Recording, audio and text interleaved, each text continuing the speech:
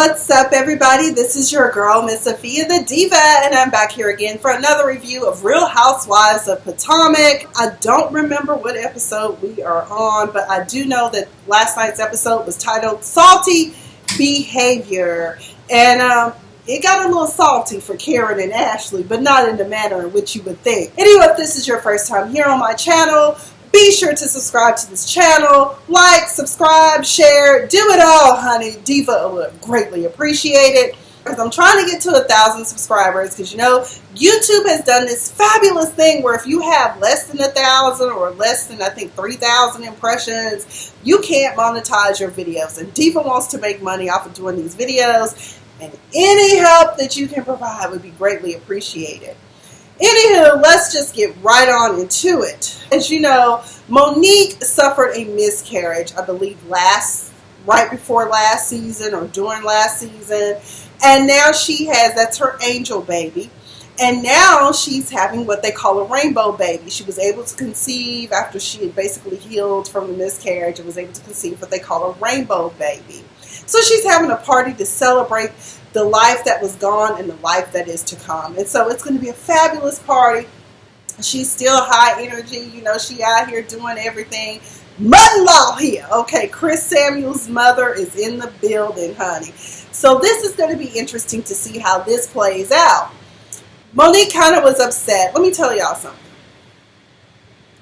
With me nowadays, I hate that I'm like this, but I will have the best intentions to go somewhere, show up, and participate in an activity, and then just not want to do it. There's a lot going on, once again, with me, where I kind of sometimes just want to stay home. And it was funny, I saw a meme somebody had posted about, don't ask me to come out because I just paid my rent, so I'm in the house trying to get my money's worth.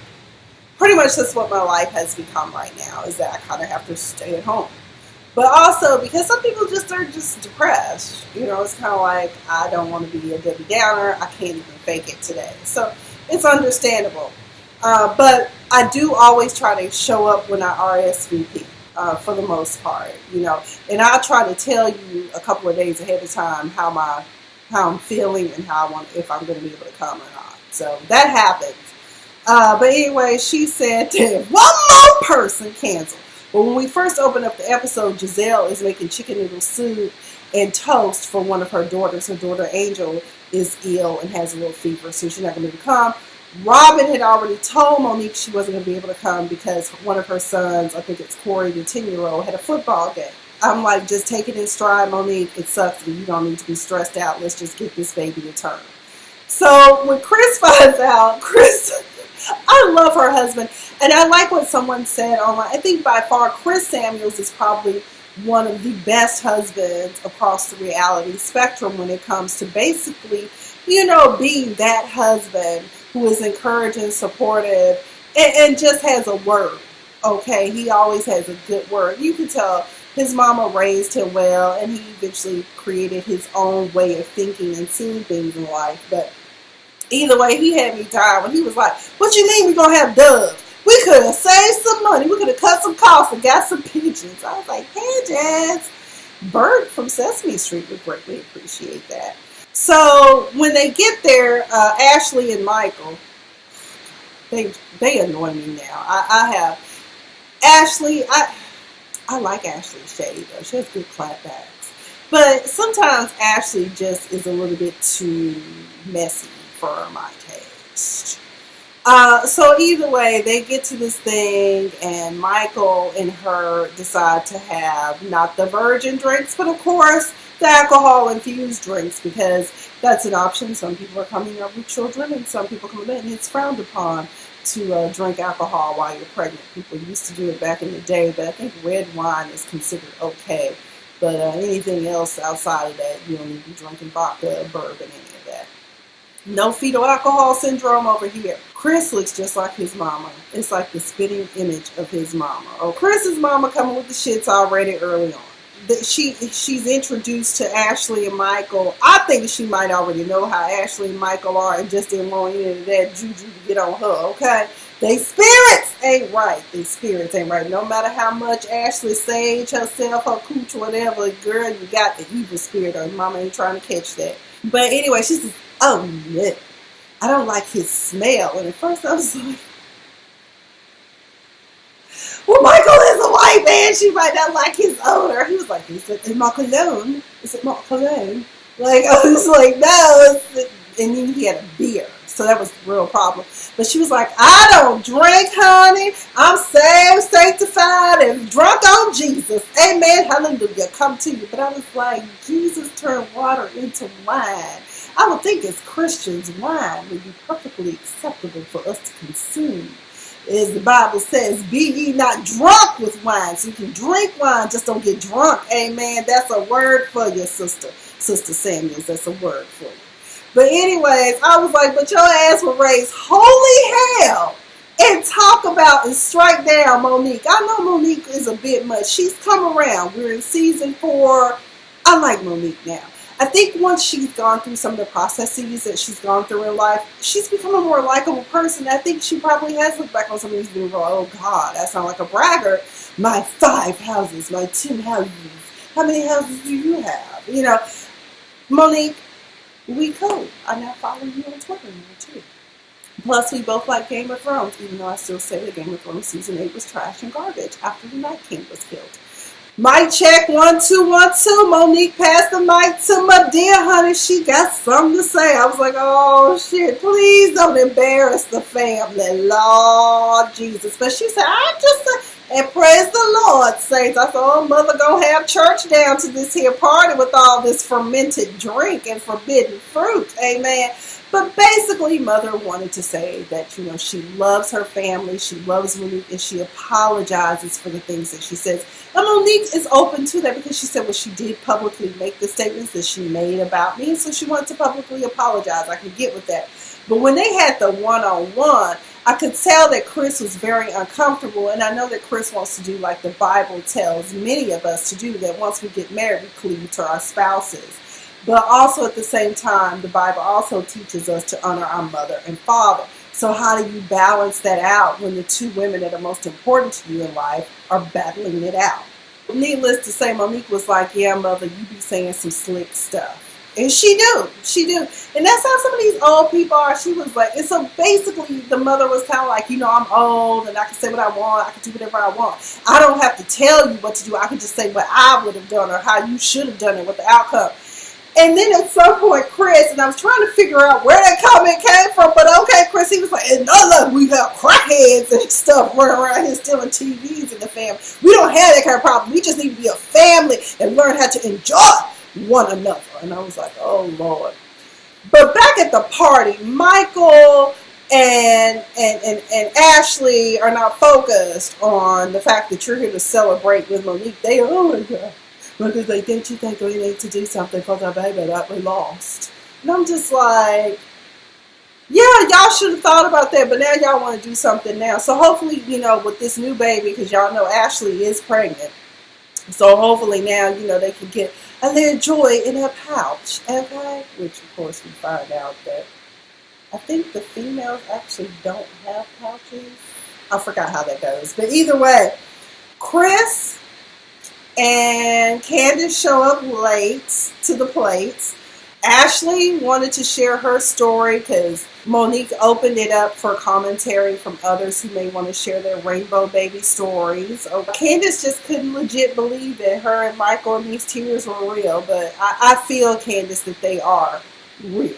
Okay, they took a loss, they had a loss, and I don't know if you've experienced that. And later on in the episode, we find out when they're at the fertility doctor, or I think it was probably the doctor of, is it doctor a DO? They're MDs, but they have more of a holistic approach to treating you. Okay, Candace ain't buying these tears. But during the episode, we find out that at one point when she was 19, Ashley had been pregnant before, but she carried the baby as far as she did the baby that she was pregnant with Michael. When the doctor asked Michael how old he was, he said 59. And I'm like, huh? Ain't no way. You got to be at least 65 and over. And then somebody posted on Facebook, and I don't know if it was from a legitimate source, but his birthday, he's like 73 years old. I don't think he's that old, but I thought Michael was like in his mid-60s, okay? But either way, girl, you got worms now. That's what 4S Rock says, but I do remember my Betty used to say that too. Like, if you mess around with old man, you're going to end up with worms. So, Karen at this party, Karen, that's you. Don't you come out here no more with them goddamn beat-a-bug, Beetlejuice, beat-a-braid, whatever the hell that was you had on your head in New Orleans. Out of order. You should have just went and got the real deal Holyfield braids, because that wig was not working for me, okay? But Grand Dame looked good. Ashley and her had a sit down. Karen basically told her the same shit that Ashley tried to put on Candace when Candace said, you know, I want to be there for you during your journey of trying to get pregnant. I don't know. It's above me now. No, that's not what she said. But, you know, I'm just saying, you know, it's just crazy. Like, and Karen, I wanted to tell Karen, I was like, it's a trap. You know how Ashley is. She come with the shit. Ashley been on here she been here the whole time, okay? And she has always stirred the pot. She's the shit starter, shit thrower, throw the rock, hide your hand, try to play innocent. It's like, I'd rather do than ask for permission, okay? Just know, don't trust her. And we see in that mid-season trailer, the shit don't last long, okay? Giselle mama coming in with the Claire Huxtable tease, you know. And Giselle, I guess Giselle must be renting that house that she has in Potomac. People try to frown upon people that rent, but honestly, there's nothing wrong with that. And considering how the economy took a tank, what was that about? Has it been 10 years? Because I remember in California, life was good to be able to buy a condo. I tried to buy a $200,000 condo when I was in LA. Back in 2011, the market was starting to come back around, but you could still buy property cheap. But either way, she says she wants to do an in-home project. You know, she wants to do basically a home that needs to be rehabbed. And her mother said, girl, you know, you are very impatient. If it ain't done right quick, right fast, you're not going to be down here for it. I also noticed that Giselle, you know, was talking about the father's birthday party. And we learned that Giselle's parents had been married for 35 years before they got a divorce. And I have family members that have done that. They like, you know, I'm sick of this shit. I can't do it anymore. I put up with this for 30-some years. You got to go. And I'm out. Let up. It happens. I know people are like, why get divorced? Sometimes you can live your best life yet after 30-some years of marriage. I mean, some people by that time are in their late 50s, early 60s. And these days, people are living longer and longer and longer. Hell, you can still be upright and looking good. I wish y'all could see my friend's mom. His mom is 82 years old, and you would never know it. She doesn't look it, and she don't act it, and she don't move like it, okay? So, you know, she can live her best life, but you can tell there's some bitterness there. And she was like, I don't want to talk about your daddy. I've heard enough. Thanks. Cool. And I wonder if the family relations wasn't all that great. She said, did you see the family? I was like, oh, there's some bad blood there. So anyway, Giselle goes on about this house. She was like, well, look at Robyn. I'm like, girl, when was the last time you went to this investment property that Robyn got? Robyn with her mama and her business partner. And honey, the house ain't done still. The realtor was like, we got at least another month. He said, but I'm looking at pricing, and you can still turn a profit if you could get it on the market within a month. And I know they said that the house around the corner sold for like $150,000. I was like, Diva might need to look into moving to Baltimore, okay? Because Atlanta, if they don't do something about these housing prices, I might as well move to Charlotte or somewhere where the movie industry ain't. And I'm definitely not moving to Florida. But I need to move somewhere because it's getting expensive out here. Like the house next door to my friends, because it's being re-gentrified. I think his mom paid like $60-some thousand for the house, maybe less than that, back in the 60s. And now somebody done rehabbed the home next door and they selling it for almost $400,000. That house been under contract several times. Ain't so good. I mean, it's a very nice neighborhood. Those of us from Dallas think Redbird Lane area. That's what that neighborhood is, basically. where the nice black people lived, or if you're in LA, Ladera Heights, Baldwin Hills, View Park, yeah, those neighborhoods. So anyway, Robyn, here's my question for Robyn. If she always, y'all notice Robyn always says, well, I have to prove to Juan that, I can do this. Because, Robyn fucked up all the family's money. She gave it to a family friend that ended up, swindling him out of the fund. It was a Ponzi scheme. He committed suicide. There was really no way to retrieve any of the money, not even possibly from this man's estate. There's no telling how many people he swindled out of money. So I noticed Robyn always says that, and I'm like, well, in order for Juan to be fully committed to you again, did he say that, in order for us to get back to where we were, I need to see you be successful at doing something and bringing back some of the money that we lost? I also heard that she said that Juan wants her to have another baby too, and I'm like, why? Y'all got to. So if y'all get married again, it's going to be like having a whole other family. I mean, I don't know, but y'all know I like Robyn, so I ain't going to go too far into the deep, dark pits of what I think. But Robyn, girl, if that's one of the conditions, I get it, but at the same time, how do you feel about that? Giselle meets up with Candace at Chris's restaurant, and Giselle started talking again, because y'all know Candace likes to talk about these sexcapades and the fact that, I guess for the rest of this series, as long as Chris and Candace on it, we got to hear about Chris's brown penis. But I think, isn't Chris Irish too? I could be wrong, but I think he's Irish. So I've heard the Irishmen. Remember Colin Farrell? They usually be packing, okay? So I'm glad that we didn't get any further into that when Candace showed up. Candace, baby, what was going on with your hair?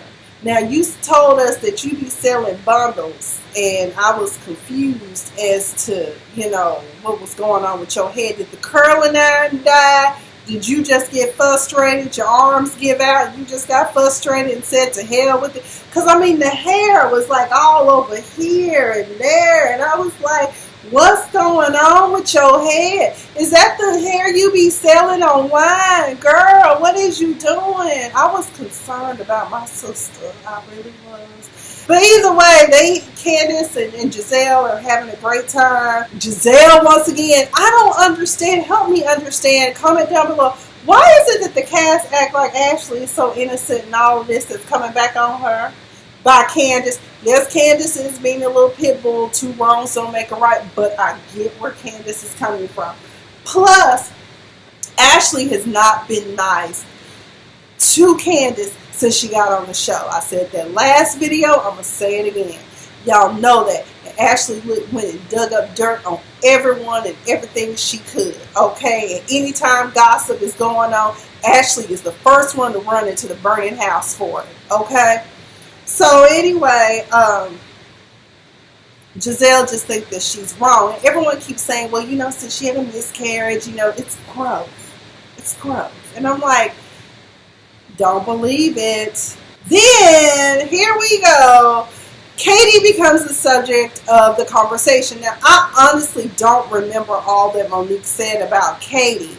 But basically, from what I gathered, Monique didn't per se say anything that was bad or wrong about Katie. It's just like she's different. And Katie is different. Katie seems to evolve. She's a little bit more mild-mannered. I guess her medication is working. Because I truly do believe there are some issues that she has. And they were talking about, they believe Katie was a slave or something.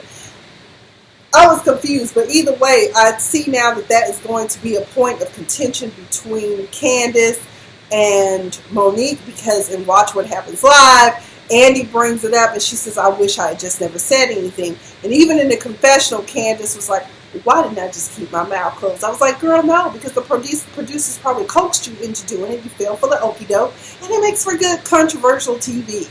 There you go. Salty it is, honey. We going to a forgiveness session with Ashley and Karen. Y'all know Ashley into all this new world, detox yourself, and she can detox everybody but herself, okay? So the lady who is hosting this session is like, oh, you notice when we hug each other, we stop breathing. And I was like, probably because we brace just in case somebody musty as hell. That's why I hate sometimes being in church. I know we're supposed to love one another and hugs and healing, but sometimes some people be musty, and I just don't want to hug you for the breath. That's why we, and then release. Inhale, exhale. Okay? So I'm just like, I get it. And so Karen was totally freaked out. They have this session. This medium is telling Karen all the stuff that any of us know, that any of our parents who've passed on or relatives that love us beyond the grave would say. Be strong, Karen. Karen starts crying. I know Karen really is hurt. I know what it's like to lose a significant family member. I haven't lost either of my parents, but I have lost people that were very instrumental in making me the woman I am today. And so I know what that's like. There's not a day that goes by that I don't miss some of them. Either way, I'm curious about that Himalayan salt stuff. I wonder how much that costs. Y'all, I got to get some disposable income going because I miss having a personal trainer. I miss being able to go to occasional yoga and when I want to. I mean, LA Fitness offers that, but it's just not the same. It's just not the same. But anyway. We see the mid-season trailer. A lot of shit is going to go down for the rest of the season. Oh, my God. Chill. When Candace said her mama went upside her head with the goddamn purse, I said, that is when it is time to pack your shit up and move out of your mama's house and move on and cleave to your husband because she is coming between you and your marriage. You hear people questioning whether her marriage is going to survive. It's just a hot ass mess. It's like a melee breakout in the Cayman Islands while they down there with Katie and Ashley getting into it. And I think Candace told her or somebody said something about you need to stop worrying about, what's between your legs, and Katie crying. It was just a whole hot ass mess. Monique and Candace square off because Candace was telling lies, telling half truths because on Watch What Happens Live, she basically says, I didn't tell the whole truth. And Andy asked her about it. Karen is getting in Ashley's ass, basically telling her Michael going to jail because, Michael has been accused of inappropriate touching of a cameraman. Now, those charges have since been dropped. But I'm willing to bet that was a civil settlement to keep quiet, and Bravo probably also paid a little something for the cameraman to be okay and be made whole again. So basically, everybody getting the business. This is going to be a complete and total utter bit of breakdown from the kumba-ya that we saw in New Orleans a little bit to all hell gonna break loose. Because even Karen and Giselle seemed to get into it too. I think she called her a green-eyed monster or something. Either way, that's all Miss Sophia the Diva has for this episode of Salty Behavior, brought to you by Real Housewives of Potomac. Again, if this is your first time here, subscribe to my channel, help a diva out. We're trying to get a diva to 1,000 or more. I'm trusting and believing God for 1,000 or more followers. Be sure to join me on Tuesday nights, every Tuesday night, 9:30 p.m. Eastern, for A Diva Disturbed. I was going to have a guest this week, but I don't think I'm going to be having a guest, so I'll be flying solo dolo. And that's okay, because, we can just talk about whatever, whatever's bothering y'all, we can talk about it. That's all Miss Sophia the Diva has. You all have been fabulous. Stay fabulous. Thanks for joining the conversation. And I will see y'all here, because I'm getting ready to probably review Big Little Lies. That show is everything. If y'all are not into Big Little Lies, y'all better get into it.